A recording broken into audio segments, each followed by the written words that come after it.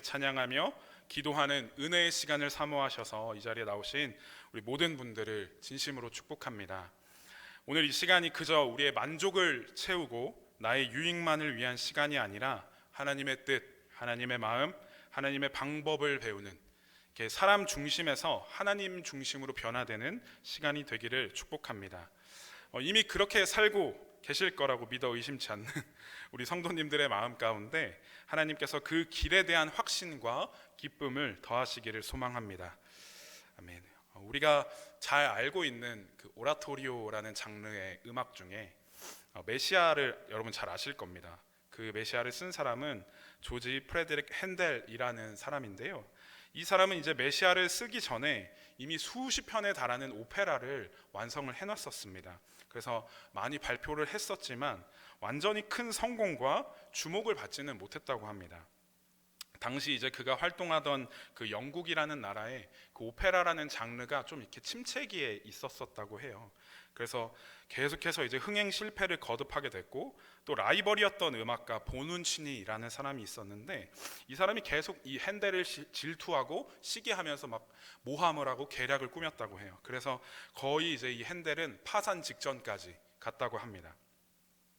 그러다가 심지어 이제 뇌출혈로 하반신 불구가 되어서 이제 그때 런던에서는 이제 소문이 돌기를 이제 핸델은 가망이 없다, 핸델은 다 끝났다라고 음악계에 소문이 퍼졌다고 합니다. 하지만 핸델은 가까스로 그 질병을 이겨냈고요. 그래서 그 즈음에 부유한 사업가였던 찰스 제넨스라는 사람이 대본을 하나 이렇게 핸델에게 보내줬는데 그게 바로 메시아였습니다. 다시 일어날 가망이 없을 거라고 생각했던 그 절망적인 상황에서 57세라는 적지 않은 그 나이에 이 핸델은 작곡에 몰두하게 됩니다. 그는 23일이라는 시간 동안 무릎 꿇고 이렇게 기도하다가 악상이 떠오르면 작곡을 하고, 또 다시 기도하다가 작곡을 하고, 또 기도하기를 반복했습니다. 근데 사실 이 23일이란 시간에 오라토리오를 한 편을 쓴다는 것은 굉장히 쉽지 않은 일이었습니다. 왜냐하면 이 메시아에 들어있는 곡은 총 3부로 나뉘는데 총 53곡이 들어있었거든요. 우리는 메시아하면 거의 이제 할렐루야 한 곡밖에 잘 모르지만 아시는 분들 대부분 없잖아요. 그렇지만 메시아의 53곡의 총 연주 시간은 2시간 반이나 된다고 합니다. 제가 예전에 이제 저쪽에 앉아 있는 제 동생들이랑 같이 이제 같은 교회에서 찬양 사역을 했었는데, 그 교회에 있을 때 이제 메시아 36번 그 주께서 높이 오르사라는 노래가 있어요. 그 곡을 제가 이제 독창한 적이 있었는데, 이 곡이 얼마나 어려운지, 곡이 이렇게 왜 이렇게 이게 굉장히 많았던 기억이 납니다. 그래서 아주 숨이 차가지고 저를 이렇게 비추는 그 조명 가운데서 하나님이 잠깐 보였던 그런 기억이 납니다. 그만큼 한 곡 한 곡이 굉장히 어렵지 않고 쉽지 않은 어렵지 않고가 아니고 쉽지 않은 곡들로 모여 있었다는 말이죠. 그 방대한 곡을 23일 만에 작곡할 때 핸델은 하늘에서 영성의 호스 같은 게 이렇게 하나 내려와가지고 저한테 꽂혀가지고 이 영성을 계속해서 공급해달라고 울부짖었다고 합니다. 총 53곡 중에 44번, 우리가 너무나도 잘 아는 그 할렐루야를 작곡을 완성했을 때 그는 눈물을 흘리면서 내 앞에 천국이 나타난 것을 보았다 라고 얘기했습니다. 그리고 위대하신 하나님을 보았다면서 하나님께 영광을 돌렸다고 합니다. 그리고 마침내 모든 악보를 완성한 후에 하나님이 나를 찾아오셨구나 하면서 감사를 올려드렸다고 해요. 그가 처음 이제 다 쓴 그 악보의 맨 마지막 장에는 그 영어 철자로 SDG라고 기록을 했다고 합니다. SDG가 뭘까요? 우리도 너무나도 잘 아는 말의 약자인데, 우리 건물 외벽에 보면 뭐라고 써 있죠? 솔루스 크리스투스, 그리고 솔리 데오 글로리아, 오직 하나님께 영광, 이것을 맨 마지막 장에 이렇게 철자로 썼다고 합니다. 어쩌면 이 대곡을 완성한 자신이 이제 너무나도 뿌듯하고 대견하고 자랑스러울 수 있었던 그 순간에 그는 그 모든 영광을 하나님께 돌려드립니다. 만약 지금이었다면, 이 시대였다면 SNS를 당장 켜가지고 사진 이렇게 하나 딱 찍은 다음에 은근히 자랑을 했겠죠. 남들이 이제 댓글로 대단하다고 좀 달아주기를 바랬을지도 모르겠습니다. 그러나 핸델은 스스로 뿌듯해하는 것도 아니고 주변 사람들에게 먼저 알린 것도 아니고 가장 먼저 하나님께 영광을 올려드리는 겁니다. 이 곡을 완성할 수 있었던 것은 자신의 능력이 아니라 하나님의 능력이었음을 깨닫고 고백한 것이죠. 사랑하는 성도 여러분, 우리가 살아가는 인생 가운데 무언가 좀 이렇게 자랑하고 싶을 때가 있을 겁니다. 대놓고 얘기하진 않아도 은근히 이렇게 슬쩍 드러내고 싶은 상황들이 있을 거예요. 예를 들어서 그랬으면 정말 좋겠지만, 예를 들어서 우리 자녀가 누군가가 서울대 들어갔다고 가정을 해보자고요. 가정을 했을 때 그 소식을 듣자마자 이제 옆집 민수 엄마한테 전화를 해가지고 괜히 막 시덥잖은 얘기를 처음에 하다가, 근데 요즘 서울대 들어가기가 힘든가? 이렇게 물어보는 거예요. 그럼 민수 엄마가 그럼 힘들지. 우리 민수가 서울대만 들어가면 내가 소원이 없겠네. 그러면 이제 이 철수 엄마인데, 철수 엄마가 그래? 아유, 우리 집 철수가 서울대 붙었길래 얘 보면 뭐 참 공부도 잘 안 하는 것 같은데, 열심히 안 하는 것 같은데 서울대 붙어버렸네. 거기 등록금도 비싸다던데 아유, 내가 알바 하나 해야겠다 하면서 끊는 거예요. 그냥 뭐 평범한 전화통화인 척하지만 사실은 자랑하는 거잖아요. 민수 엄마는 이제 전화를 끊자마자 방에서 게임하고 있는 민수의 등짝에 이렇게 스매시를 날리겠죠. 예를 든 거지만 그런 순간이 있다는 겁니다. 남편이 승진을 했다든지, 자녀들이 뭐 좋은 직장에 들어갔다든지, 좋은 차를 사고 좋은 집을 얻고 좋은 선물을 받았든지, 또는 내가 주도적으로 한 어떤 일이 좋은 성과를 냈다든지 하는 그런 나를 향한 스포트라이트가 환하게 비춰질 때가 있죠. 하지만 그때 내가 받은 그 스포트라이트를 그대로 다시 하나님 앞에 올려드리는 우리가 되었으면 좋겠습니다. 바로 그 자리에서요. 물론 연습이 좀 필요할 겁니다. 그렇지만 그 영광을 기쁘게 받으실 하나님을 상상하며 또 기대하는 마음으로 한 번, 두 번 해보는 우리가 되기를 축복합니다. 오늘 말씀에 보니까요, 하나님이 어떤 분이신지 나오고 그 하나님께서 어떤 일을 행하셨는지 나옵니다. 오늘 말씀 5절부터 7절을 같이 한번 읽어보도록 하겠습니다. 오늘 말씀 이사야 42장 5절부터 7절 시작. 하늘을 창조하여 펴시고 땅과 그 소산을 내시며 땅 위에 백성에게 호흡을 주시며 땅에 행하는 자에게 영을 주시는 하나님 여호와께서 이같이 말씀하시되, 나 여호와가 의로 너를 불렀은즉 내가 내 손을 잡아 너를 보호하며 너를 세워 백성의 언약과 이방의 빛이 되게 하리니, 내가 눈먼 자들의 눈을 밝히며 갇힌 자를 감옥에서 이끌어내며 흑암에 앉은 자를 감방에서 나오게 하리라. 아멘. 먼저 이 말씀에서 나오시는 하나님은 어떤 분이십니까? 5절 말씀에 땅 위의 백성에게 호흡을 주시는 분, 또 땅에 행하는 자들에게 영을 주시는 하나님 여호와라고 나오는데요, 호흡과 영, 이 두 단어를 보면 호흡은 네샤마라고 해서요, 바람, 호흡, 영이라는 뜻입니다. 근데 이어서 나오는 영으로 번역된 루아흐도 바람, 호흡, 영이란 똑같은 뜻이에요. 근데 같은 단어라고 볼 수 있지만 굳이 한 문장 안에서 다른 단어를 썼다는 것은 그 이유가 있다는 것이죠. 결론부터 말씀드리자면 네샤마는 사람이 가지고 있는 호흡입니다. 말하자면 사람의 영이죠. 근데 뒤에 나온 루아흐는 하나님의 영입니다. 이게 무슨 말이냐? 그러니까 모든 사람들에게는 하나님을 믿는 사람들이든 안 믿는 사람들이든 호흡을 가지고 있습니다.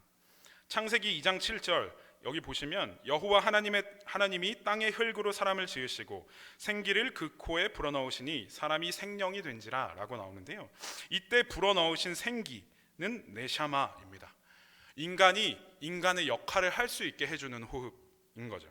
또 창세기 7장에는 노아의 방주 이야기가 나오는데요, 22절에 보면 육지에 있어 그 코에 생명의 기운에 숨이 있는 것은 다 죽었더라. 인간이 살아있다고 말할 수 있는 그 호흡을 하고 있으면, 숨을 쉬고 있으면 살아있다고 말하잖아요. 그것을 이제 네샤마라고 합니다. 그럼 루아흐는 뭐냐? 오늘 본문에 대한 주석을 보니까, 근데 주석을 보면 말하자면 주석은 해설인데 해설을 굉장히 어렵게 얘기해놨어요. 주석에 보면 뭐라고 나오냐면, 온 만물에 대한 통치권을 갖고 계신 하나님이 그의 특별한 목적을 위하여 특정 인간을 취하여 중개자로 삼으신다는 점을 드러내는 표현이다. 여러분 아시겠나요? 루아흐가 그렇대요. 그러니까 제가 빠르게 말해서 못 알아들으시는 거 아니죠? 굉장히 말을 일부러 어렵게 쓰는 건지 잘 모르겠습니다. 이 말에 이제 제 나름대로 좀 정리를 해보니까, 위대하신 하나님께 어떤 특정한 목적이 있는데 그 목적을 성취하시기 위해 이 하나님의 영 루아흐를 불어넣어 주신다는 얘기입니다.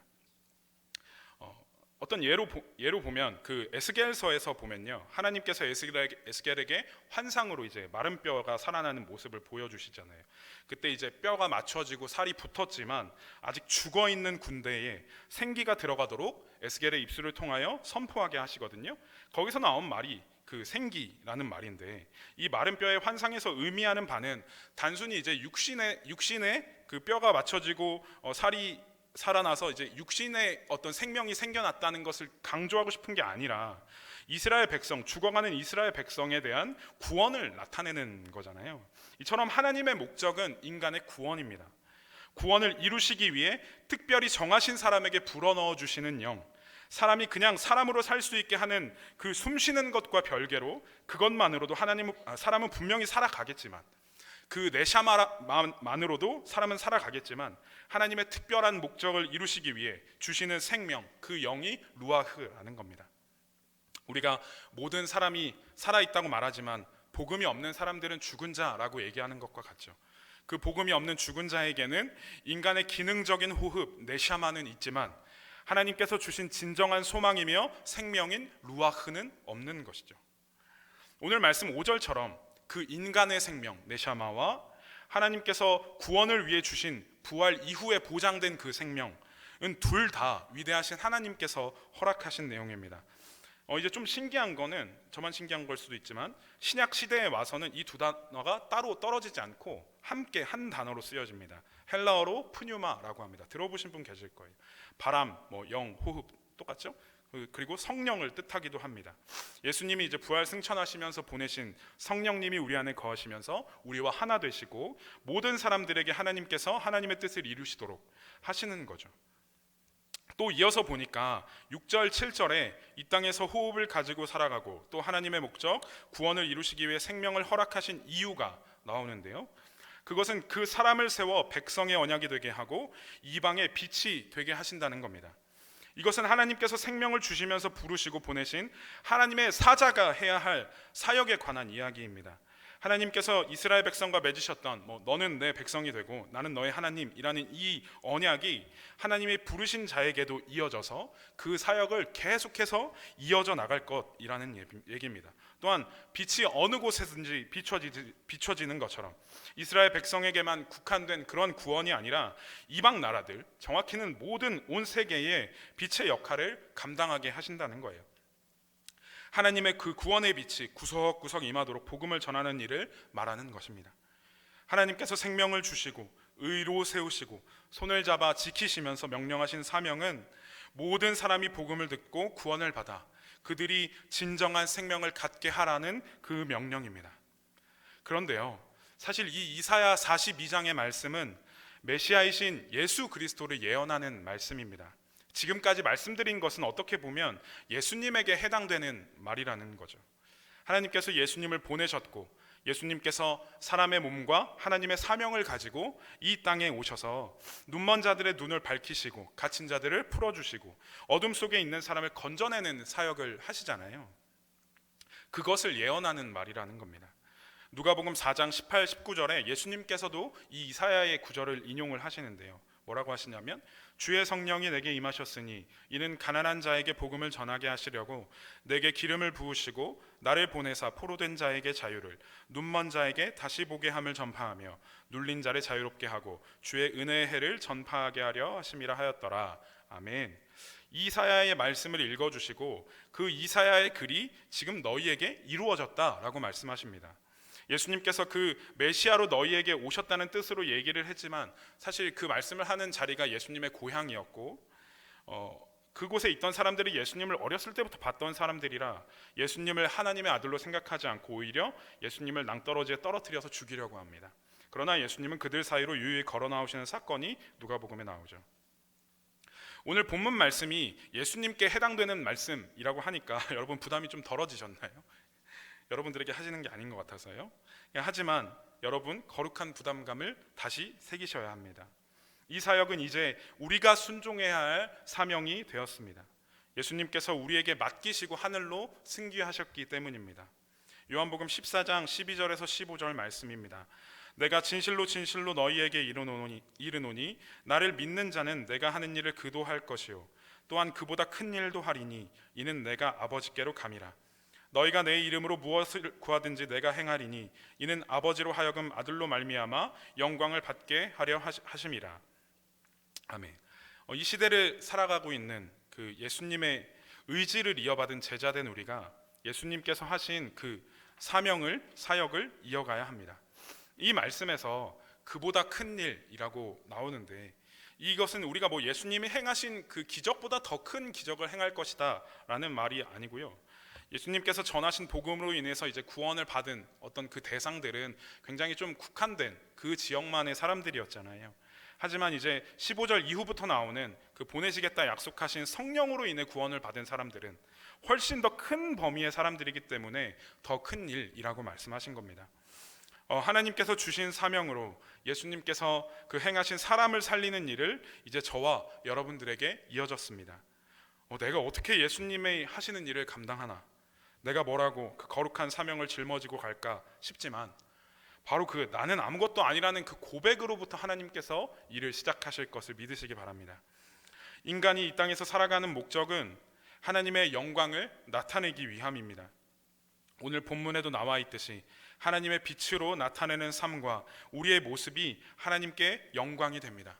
그 영광을 절대로 다른 우상들에게 뺏기지 않겠다고 주님은 선언하셨습니다. 좀 전에 본 요한복음 말씀에서도 예수님께서 내가 하는 일을 너희도 할 때에 그 영광이 하나님께로 도달할 것이다 라고 말씀하십니다. 가난한 자, 병약한 자, 억눌린 자, 묶인 자에게 하나님의 선하심을 나타내시길 바랍니다. 예수님의 이름을 들고 도움이 필요한 사람에게 예수님을 우리를 통하여 볼 수 있는 그 통로로 존재하셨으면 좋겠습니다. 우리가 그 삶을 통하여 하나님께서 높아지시고 그 삶을 통하여 하나님의 이름이 세상 가운데 전해지기를 소망합니다. 우리가 하나님의 말씀을 가지고 나아가 빛으로 복음을 전하며 삶으로 그 빛을 나타내는 교회, 그런 성도가 다 되시기를 진심으로 축복합니다. 여러분들로 인해서 영광 받으시며 기뻐하시는 하나님이 저는 정말로 너무나도 기대가 됩니다. 그 조셉 스토웰이라는 사람이 지은 혀를 다스리는 지혜라는 책에서 나오는 말인데요, 자기 중심적인 사람의 정말 저급한 행위 중 하나는 다른 이의 공로를 자기 것으로 가로채는 일이다 라고 말합니다. 우리의 삶에 우리를 통하여 하나님의 영광을 드러낼 때, 하나님의 영광을 나타내실 때 우리는 잠잠히 그 모든 영광을 하나님께 올려드리기를 소망합니다. 이 생의 자랑과 눈에 보이는 세속적인 화려함 때문에 오히려 하나님의 영광을 가리는 안막이 되지 마시고, 하나님께서 예수님에게, 또 예수님께서 그의 제자들에게 이제는 우리에게 맡겨진 빛이 되는 삶으로 세상 구석구석을 비추는 우리가 되기를 기대하는 마음으로 나아갑시다. 우리를 부르신 바로 그 자리에서 하나님께서 당연히 받으셔야 할 영광을 당연하게 올려드리는 우리 귀하고 복된 하나님의 종들 다 되시기를 진심으로 축복합니다. 기도하겠습니다. 하나님 아버지, 감사드립니다. 하나님께서 우리를 주님의 자녀 삼으시고 또한 주님의 사역자로 이 땅 가운데 보내셔서 주님의 빛을 비추게 하시니 감사드립니다.